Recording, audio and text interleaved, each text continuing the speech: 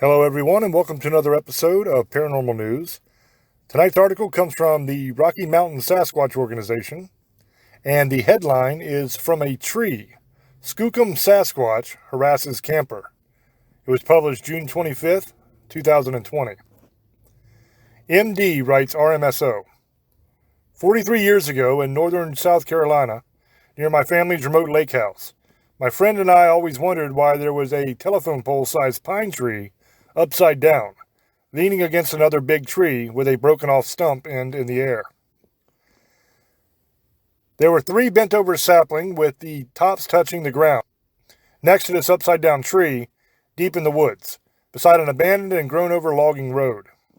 Never saw deer there in 40 years. Just assumed those sounds we heard at dusk from the swampy end of the cove were whooping cranes. Turns out whooping cranes sound nothing like that per the internet. They sounded exactly like Sierra sounds. The son of the only neighbor in the very large remote cove said a wampus cat broke into his adult male Doberman's cage and killed it. That just never registered with me until 7/20/11. All 100% true, in case you're wondering. Don't want to post this for business reasons. Hey, I watched your car ride from the Dallas to Mount Hood. You were within a mile of my scariest encounter just before the government camp, Mount Hood, BF encounter. Still Creek Campground. I was harassed by what turned out to be 3 Bigfoots in the 3rd week of July 2011 on East Perry Vickers Road near Still Creek Campground. I was with a ski racing group of adults. Long story, but I was harassed while sleeping on a 2nd-story screened-in porch, with mumbling from just beyond the tree line on the other side of the gravel road. Soft whistles, wanting me to go outside, come here type whistles. Whoops, it was so powerful I thought it was a whooping crane from Jurassic Park. And loud knocks. I thought it was a jerk chopping wood at 1 a.m. in the park, closed to tent camping at the time.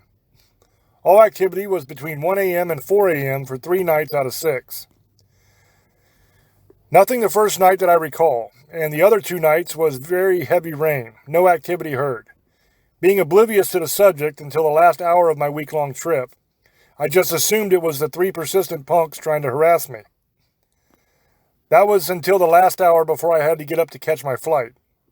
One of them climbed up a 100-foot-plus pine with hardly any limbs to look down onto me at 4 a.m.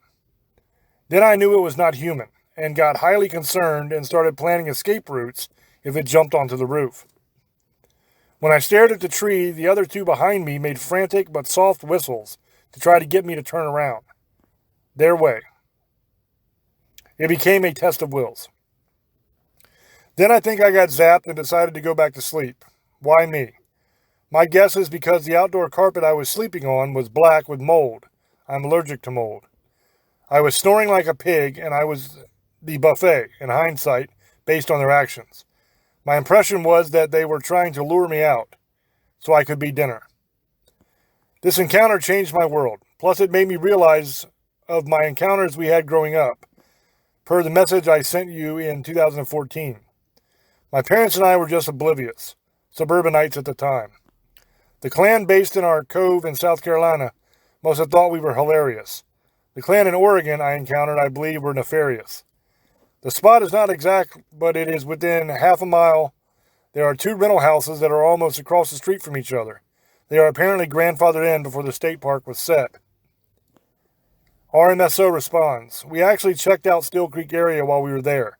Reading your encounter, the one in the tree is the only one you were able to see. Were you able to determine its size or see details of color or face features? MD responds, 3 for sure. It was between 1 a.m. to 4:30 a.m. for 3 nights. It would start with really loud whoops, tree knocks, the mumbling from the tree line, which kept waking me up.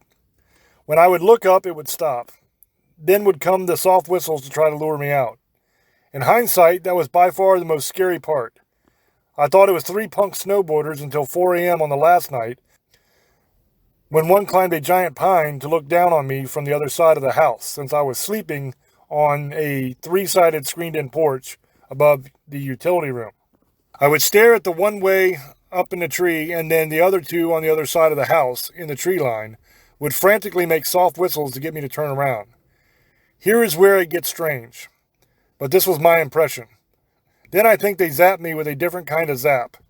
I did not have a fear or dread. I became instantly sleepy. I've only heard of that happening once online. During the whole week of the one in the tree was the first time I thought of it being Bigfoot. However, at that point my plan was, if the one in the tree jumped on the tin roof, I was going to dive into the house and wake up the 12 guys in the house. From hearing the whoops, I connected the dots from hearing the same whoops my whole childhood on the weekend lake house on our cove in South Carolina. If we did not hear whoops at dusk in the summer from the creepy back of the cove, it would be odd. They were just the normal sounds to naive suburbanite family and me. I had a Class A when I was 15, but I put it out of my mind since my dad did not believe me. We were picking blackberries in a massive patch 5 miles down a triple high voltage power line clearing. My dad and I were on our motocross bikes. I had just started picking. I was squatting and looked up. I saw a giant gorilla looking down at me. Its head was 4 times the size of my dad's. Massive head and shoulders. Only 10 feet away. It was turning away as I saw it. From the facial expression, it was pissed we were in its patch. I ran to my dad in a panic, kept yelling, "We have to go now, we have to go now." He knew I seldom panic and didn't scare easily. So he said, "I guess I have enough berries." So he agreed to leave. When I hit third gear on the YZ-125, that feeling of relief I will never forget. I have 3 other encounters over the years, but they were more run-of-the-mill Class B encounters. I am totally scared out of the deep woods for this lifetime, so I enjoy your treks. RMSO responds, "However a person looks at it, you are lucky or unlucky to have had 2 sightings. Amazing 10 feet away picking berries. Reminds me of the LaBarge Creek sighting in Wyoming. Appreciate hearing about your 2 experiences." MD responds, "I would say unlucky. I wish it never happened, and was still one of the oblivious folks. The fear factor is triple in the woods now. I am always looking beyond the tree line while driving." And that is the end of this article. So if this person is telling the truth, they have had some pretty spectacular encounters. I mean, the one 10 feet away picking berries and the Sasquatch being angry because they were in his berry patch was pretty awesome. And then the other one where they thought that it was going to jump from that pine tree down onto the tin roof and come after him, that is pretty cool too. So let me know down in the comment section what you guys think. As always, it is up to you to make up your own minds. Until I speak to you again, love many, trust few, and do harm to none. God loves you, and so do I. Bye-bye.